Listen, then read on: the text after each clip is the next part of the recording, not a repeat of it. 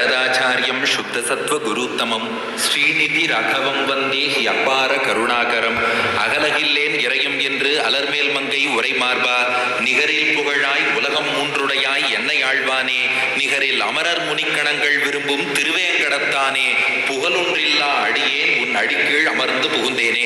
எல்லோருக்கும் அடியனுடைய நமஸ்காரம். இந்த மடிப்பாக்கம் சத் சங்கத்திலே வந்து உங்கள் முன்னே 3 நாள்கள் வெங்கடேஷ சுப்ரபாதம் பற்றி உபன்யாசம் பண்ணும் பாக்கியத்தை இந்த வெங்கடேசனுக்கு அளித்தமைக்காக இந்த சத் சங்கத்தை சேர்ந்த அனைவருக்கும் முதற்கண் அடியனுடைய மனமார்ந்த நன்றியை தெரிவித்துக் கொள்கிறேன்.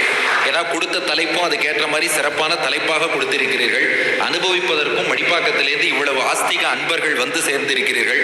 உங்கள் அத்தனை பேருக்கும் பர்சனலா பிரத்யேகமா தனித்தனியா ஒத்தொத்தருக்கும் அடியனுடைய நன்றி கலந்த நமஸ்காரத்தை தெரிவித்துக் கொண்டு நம்ம நேரம் உபன்யாசத்தின் தலைப்புக்கு செல்வோம்.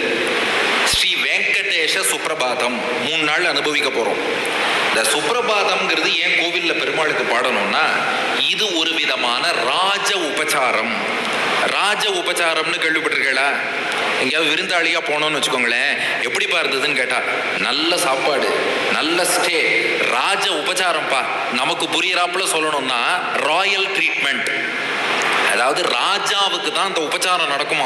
ஒரு ராஜா கார்த்தால எழுந்துட்டார்னா அப்படி சுத்தி 10 பேர் வந்து நிக்கிறது என்ன, ராஜா நடந்து வந்தா பராக் பராக் அப்படின்னு சொல்றது என்ன, அவரை சிம்மாசனத்தை தொடச்சு வச்சு ராஜா நீங்கள் அமர வேண்டும்னு அவரை கவனிக்கிறது என்ன, அவர் எங்கேயாவது வெளியில ஊர்வலம்னு போனா அவரை 10 பேர் சுமந்து செல்வது என்ன பல்லக்குல, அல்லது தேரிலே அழைத்து செல்வது என்ன, ஒரு இடத்துல இந்த ராயல் ட்ரீட்மெண்ட் கிடைக்கிறது இல்லையா. அந்த ராஜாவுக்கு செய்யக்கூடிய அந்த உபச்சாரம், ராஜாவுக்கு கொடுக்கும் கௌரவம் மரியாதை, அதைத்தான் ராஜ உபச்சாரம். கோவில்ல எழுந்தருளி இருக்காரே பெருமாள், அவருக்கு அந்த ராஜ உபச்சாரங்கள் அத்தனையும் பண்ணணும். ஏன்னா அவர் ஆக்சுவலா அந்த ராஜாவை விட இன்னுமே சிறப்பு மிக்கவர் பகவான். அதனால அந்த ராஜ உபச்சாரத்தை திருக்கோவில்ல பகவானுக்கு இன்னுமே சிறப்பாக செய்ய வேண்டும். அதனாலதான் திருக்கோவில் நடைமுறைகளை கொஞ்சம் கவனிச்சேன்னா ராஜாவுக்கு பண்ணும் உபச்சாரத்துக்கும் பெருமாளுக்கு பண்ணும் உபச்சாரத்துக்கும் உள்ள ஒற்றுமைகளை நன்னாவே ரசிக்கலாம். இப்போ ஒரு அரசவைக்கு நீங்க போனா பல மந்திரிகள் சுற்றி இருப்பார்கள். அந்த பரிவாரங்களுக்கு மத்தியில சபையில ராஜா அமர்ந்திருப்பார். அது போலதான் நீங்க பெருமாள் கோவிலுக்கு போனா பரிவார தேவதைகள்னு பலர் சூழ்ந்திருப்பார்கள். நடுவுல சபையில அரசவையில் வீற்றிருப்பது போலே பகவான் எழுந்தருளி இருப்பான். ராஜாவுக்கு பக்கத்துல யார் இருப்பா? மகாராணி. பெருமாளுக்கு பக்கத்துல பாருங்க மகாலட்சுமி தாயார் மகாராணியாக எழுந்தருளி இருப்பாள். ராஜாவுக்கு அடையாளம் என்ன? கிரீடம். தலைமையில கிரீடம், முடிசூட்டினா பட்டாபிஷேகம் பண்ணிட்டா ராஜான்னு அர்த்தம். எல்லா கோவில்லையும் பாருங்க பெருமாள் தலையில கிரீடத்தோடு முடிசூடி கொண்டு தான் ராஜா என்பதை காட்டிக் கொண்டுதான் எழுந்தருளி இருப்பார். அதனாலதான் பாருங்க பல கோவில்கள்ல அவருக்கு திருநாமமே என்ன? ரங்கராஜன், தேவராஜன், வரதராஜன், தேவாதிராஜன், ஷார்ங்கராஜன், சக்கரராஜன். ராஜன்கிறது அவரை விட்டு போகாது. சுந்தரராஜன், ஏன்னா அவர் தான் ராஜா. ராஜகோபாலன், ராமபிரானை சக்கரவர்த்தி திருமகன் என்றே சொல்கிறோம். அப்ப அவர் ராஜாவாக எழுந்தருளி இருக்கார். ராஜான்னா நகர்வலம் வருவார் இல்லையா, அப்பப்ப ரோந்து பணிகள் மாதிரி வந்து பார்ப்பார். கோவில் புறப்பாடு அப்பப்போ வந்து எல்லாரும் சௌக்கியமா இருக்காளா, க்ஷேமமா இருக்காளா, நடைமுறை எல்லாம் கரெக்டா இருக்கா பார்த்துட்டு போறார். ராஜாவுக்குன்னு ஒரு தேர் இருக்கும். பகவானுக்கும் திருக்கோவில்ல பாருங்க தேரோட்டம், ரதோத்சவம் என்று நடைபெறுகிறது. அப்போ ஒரு ராஜாவுக்கு என்னென்ன உபச்சாரங்களோ அது அத்தனையும் திருக்கோவில்ல உள்ள பெருமாளுக்கு செய்ய வேண்டும். இந்த லௌகிக ராஜாவுக்கு பண்றதை விட அகில லோக ராஜாவான பகவானுக்கு இன்னுமே சிறப்பாக பண்ண வேண்டும். இந்த ராஜ உபச்சாரம், ராயல் ட்ரீட்மெண்ட் இருக்கு. அதுல முதல் படி என்னன்னா, இந்த ராஜா இருக்கார் பாருங்க, ஒரு சாமானிய ராஜாவுக்கே வரும். உலகத்தில் ஒரு நாட்டை ஆளக்கூடிய ராஜா, அவருக்கு செய்யக்கூடிய முதல் ராஜோபச்சாரம் என்னன்னா, காலை வேளையிலே அந்த ராஜாவுடைய பள்ளியறை இருக்கு இல்லையா, அது வாசல்ல போய் துதி பாடுபவர்கள், புலவர்கள், கவிஞர்கள் எல்லாரும் சுத்தி நின்றுட்டு ராஜாவுக்கு திருப்பள்ளி எழுச்சி சுப்ரபாதம் பாடுவாளாம். ஏன்னா அந்த நாட்டையே கட்டி காக்கும் ராஜா, தர்மத்தையும் பொதுமக்களையும் அவர் தான் காக்கிறார். அதனால அவர் பாட்டுக்கு தூங்கினார், அவர் பாட்டுக்கு அலாரம் அடிச்சது எழுந்து போயிட்டார், அந்த மாதிரி இருக்கக்கூடாது. அந்த ராஜா எழுகிறார் என்றால் அவரை இப்படி பலர் சூழ்ந்திருந்து உனக்கு நல்விடிவாகுகன்னு சொல்லி அந்த ராஜாவை வாழ்த்த வேண்டும். அதற்கு தான் சுப்ரபாதம்னு பேரு. சுப்ரபாதம்னா என்ன? அதான் கார்த்தால கௌசல்யா சுப்ரஜான் பாடுறது, அதுதான் சுப்ரபாதம். அது ஓகே.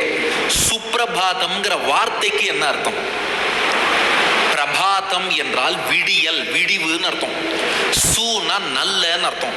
சுப்பிரபாதம்னா உனக்கு நல்விடிவு ஏற்படட்டும். பிரபாதம்னா விடியல், சுப்பிரபாதம்னா நல்ல விடிவு. பகவானே, லௌகிகத்துல ராஜானா ராஜாவே, இந்த பொழுது உனக்கு நல்ல பொழுதாக விடியட்டும்னு சுத்தி இருந்து 10 பேர் வாழ்த்துவாளாம். அதுக்கு தான் சுப்பிரபாதம்னு பேரு. இன்னும் நமக்கு புரியறாப்புல தமிழ்ல சொல்லணும்னா குட் மார்னிங். குட் மார்னிங்கிறது இங்கிலீஷ் ஆச்சேன்னா அதுதான் புரியுறது எல்லாருக்கும். காலை வணக்கம்னு இங்கிலீஷ்ல சொன்னா புரியல, குட் மார்னிங்னு தமிழ்ல சொன்னா புரியுறதுங்கிறா. அதனால வெரி சிம்பிள். பிரபாதம்னா மார்னிங்னு அர்த்தம், சூனா குட்னு அர்த்தம், சுப்பிரபாதம்னா குட் மார்னிங்னு அர்த்தம். ஒரு ராஜாவை பார்த்து உனக்கு நல்விடிவாக ஆகுக என்று ராஜாவை வாழ்த்த வேண்டுமா? இந்த நடைமுறை உண்டா? இதுக்கு பிரமாணம் உண்டானா வால்மீகி ராமாயணத்துல உத்தரகாண்டத்துல ராமபிரான் பட்டாபிஷேகம் செய்து கொண்டு அயோத்திக்கு சக்கரவர்த்தியாக ஆட்சி செய்து வருகிறான்.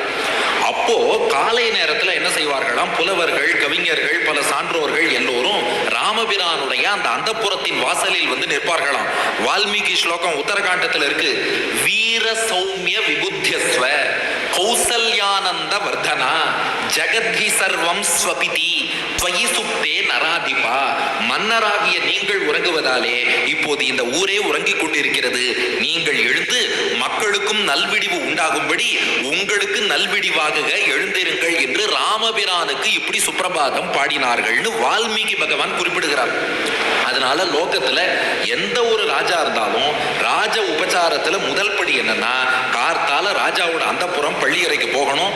நல்விடிவு, நல்விடிவு, சுப்பிரபாதம், நல்ல விடிவு, குட் மார்னிங் அப்படின்னு ராஜாவை வாழ்த்த வேண்டும். இது சாமானிய ராஜாவுக்கே இது பண்றான்னா, அகிலாண்ட கோடி பிரம்மாண்ட நாயகன் ஒரு ராஜா இருக்கார்.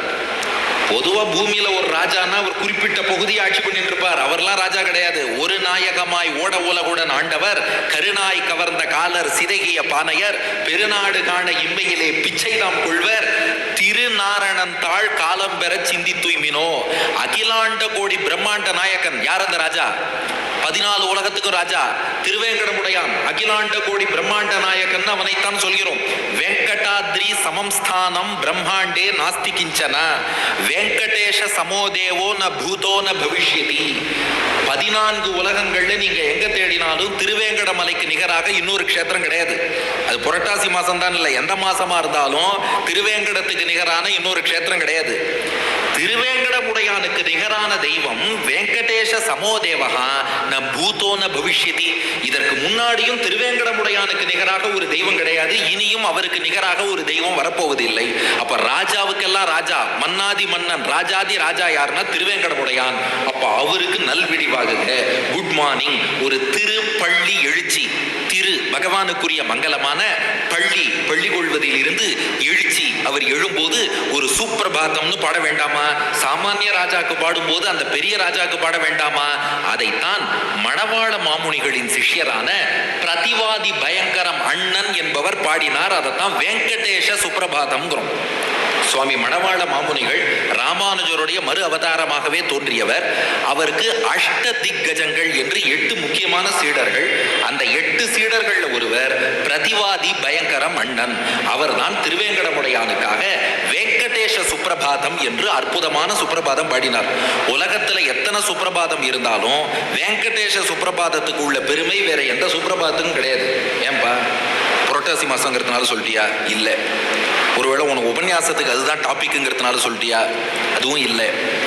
நிறைய சுப்பிரபாதம் இருக்கு. ராமபிரானுக்கு விஸ்வாமித்திரர் ஒரு சுப்பிரபாதம் பாடினார்.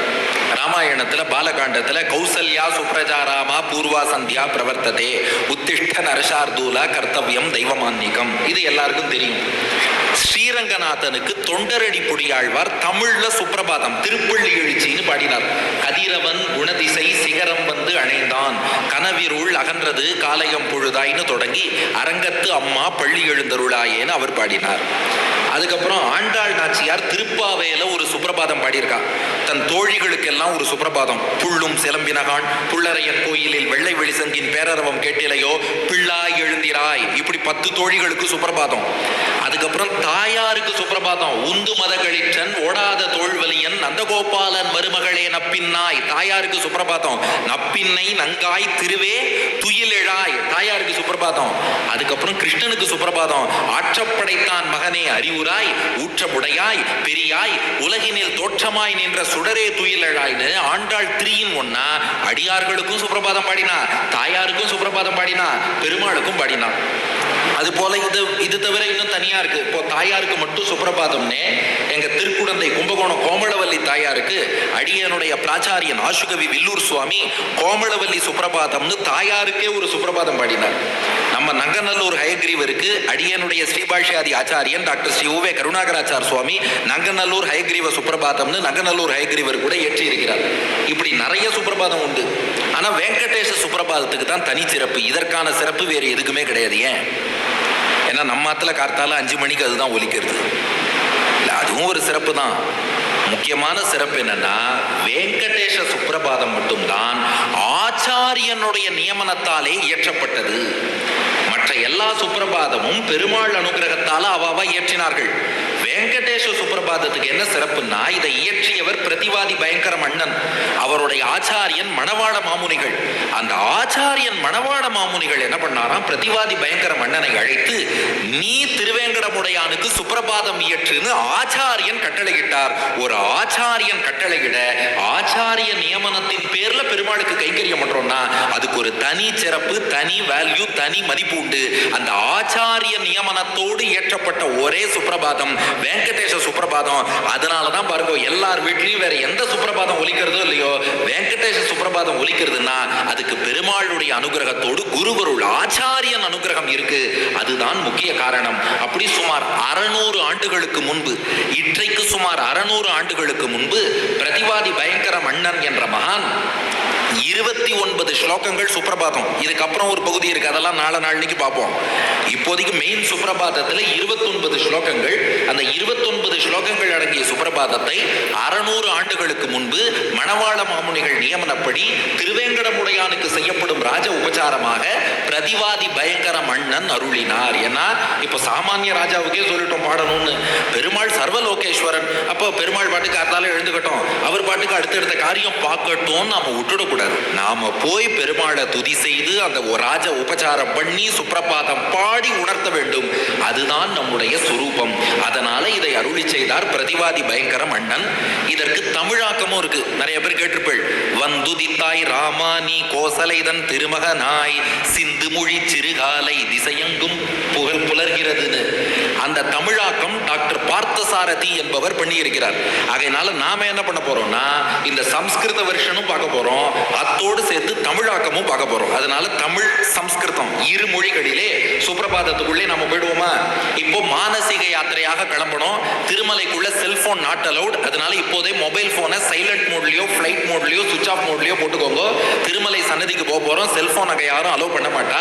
அதனால மானசீகமாக இப்போது மடிப்பாக்கத்திலிருந்து புறப்படுகிறோம். நல்ல புரட்டாசி மாசம் ரொம்ப விசேஷம். நேரா மடிப்பாக்கத்திலிருந்து புறப்பட்டு திருப்பதியில போய் இறங்கியாச்சு. முதல்ல திருச்சானூர்ல பத்மாவதி தாயாரை சேவித்துக் கொள்கிறோம். அதுக்கப்புறம் கீழ திருப்பதியில கோவிந்தராஜ பெருமாளை சேவிச்சுக்கிறோம். அதுக்கப்புறம் அலிப்பிரியிலேருந்து 7 மலை ஏற போகிறோம். 7 மலையும் ஏறி போனா வேங்கடாத்ரி என்ற மலையிலே அந்த எம்பெருமானுடைய சன்னதியை நோக்கி நாம் செல்கிறோம். அதுல முதல்ல சுவாமி புஷ்கரிணியில போய் தீர்த்தமாடிக்கிறோம். அங்கே சுவாமி புஷ்கரிணி கரையிலே வராக பெருமாள் ஞானப்பிரான் எழுந்தருளி இருக்கிறார். அந்த வராக பெருமாளையும் சேவிச்சுக்கிறோம். அப்போ முதல்ல பத்மாவதி தாயார், அதுக்கப்புறம் கோவிந்தராஜ பெருமாள், அதுக்கப்புறம் சுவாமி புஷ்கரிணியில நீராடி வராகன், அதுக்கப்புறம் வைகுண்டம் கியூ காம்ப்ளெக்ஸ் வழியாக உள்ளே நுழைகிறோம். உள்ள நுழைஞ்சு அந்த எம்பெருமானுடைய திருக்கோவில் வாசலுக்குள்ளே இப்போது நாம் செல்கிறோம். துவஜஸ்தம்பம் விழுந்து சேவிச்சுக்கிறோம். இன்னும் தாண்டி உள்ள போறோம். இப்போது விடியற் காலை 3 மணி. உங்க வாட்ச பார்க்காதீங்க, அது 7 மணி காட்டும். மானசீகமாக இப்போது விடியற் காலை 3 மணி. பார்த்தா அந்த திருமாமணி மண்டபம்னு திருவேங்கடமுடையானுக்கு முன்னே இருக்கக்கூடிய அந்த மண்டபத்திலே நாம் இப்போது நின்று கொண்டிருக்கிறோம். நமக்கு பின்னாடி கருடன் இருக்கார்.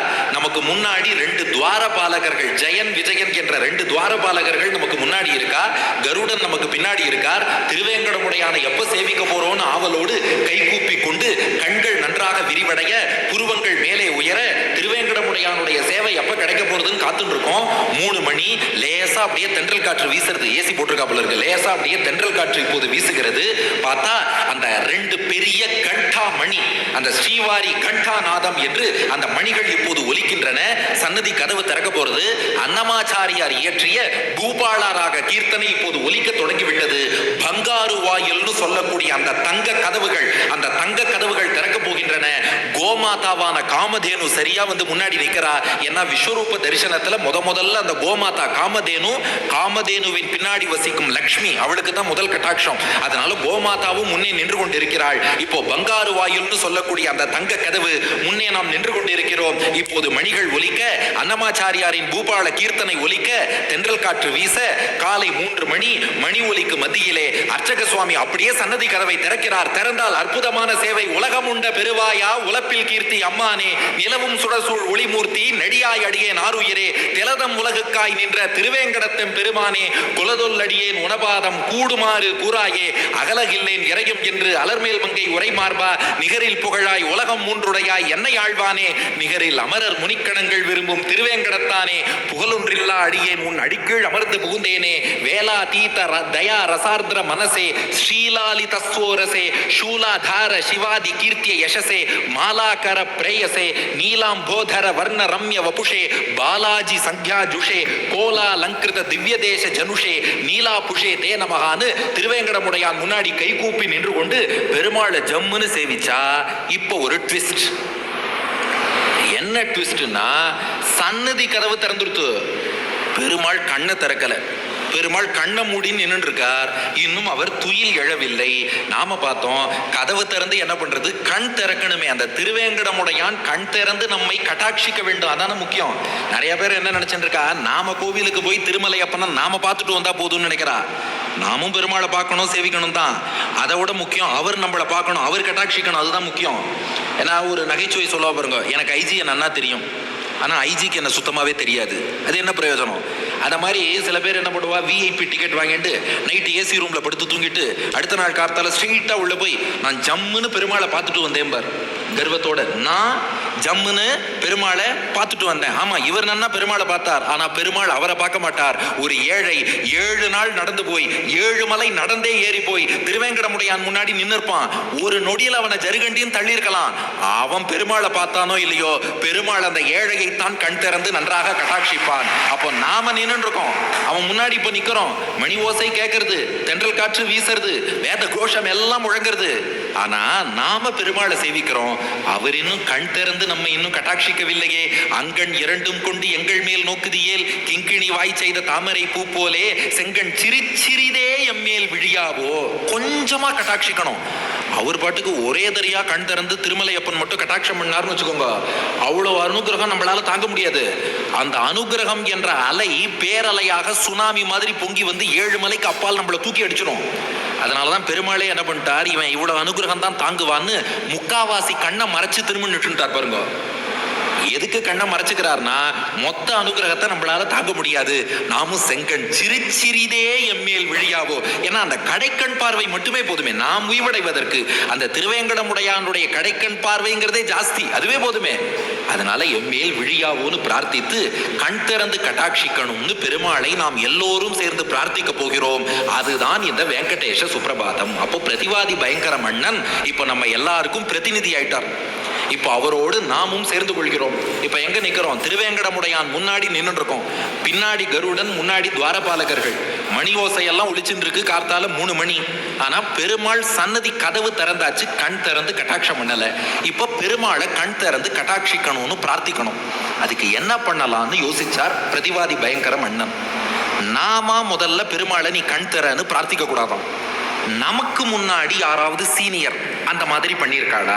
நமக்கு முன்னாடி யாராவது பெருமாள்கிட்ட இன்னும் நீ கண்ணை மூடிக்கொண்டிருக்கிறாயே, கொஞ்சம் கண் திறக்க வேண்டும் அப்படின்னு கேட்டிருக்காளான்னு தெரிஞ்சுட்டு அந்த வழியில நாமும் போறது வசதி. ஏன்னா நமக்கு முன்னாடி யாரோ ஒரு பெரியவர் ஒரு வழியில போயிருக்காருன்னா அது ப்ரூவன் ரூட், அந்த ரூட்ல போகலாம். அப்படி யார் பெருமாளை கண் திறக்க வேண்டும்னு வேண்டினார்கள்னு அப்படியே ஒரு பிளாஷ்பேக் நாமும் அப்படியே யோசிச்சு பார்க்கிறோம். பார்த்தா விஸ்வாமித்திரர் ராமபிரானை எழுப்பி இருக்கிறார். எங்கன்னா வால்மீகி ராமாயணத்துல பாலகாண்டத்துல விஸ்வாமித்திரர் சித்தாசிரமத்துல ஒரு யாகம் பண்றார். அந்த யாகத்தை காப்பதற்காக ராமன் லக்ஷ்மணன் இருவரையும் தன்னோடு அழைத்து செல்கிறார். போகும்போது முதல் நாள் இரவு வழியில சரையு நதிக்கரையிலே அவர்கள் சயனிக்கிறார்கள். அடுத்த நாள் அங்கிருந்து புறப்படணும், பொழுது விடிய போறது. சரையு நதிக்கரையில உறங்கிக் கொண்டிருந்த விஸ்வாமித்திரர் எழுந்துட்டார். ராமன் இன்னும் பள்ளி கொண்டிருக்கிறான், கண் இன்னும் திறக்கல. அப்ப விஸ்வாமித்திரர் முதல்ல ராமபிரானுக்கு ஒரு சுப்ரபாதம் பாடுறார். வால்மீகி ஸ்லோகம், கௌசல்யா சுப்ரஜா ராமா பூர்வா சந்தியா பிரவர்த்ததே உத்திஷ்ட நரசார்தூலா கர்த்தவ்யம் தெய்வம் ஆன்மீகம் என்று இது விஸ்வாமித்திரர் ராமபிரானுக்காக பாடினது.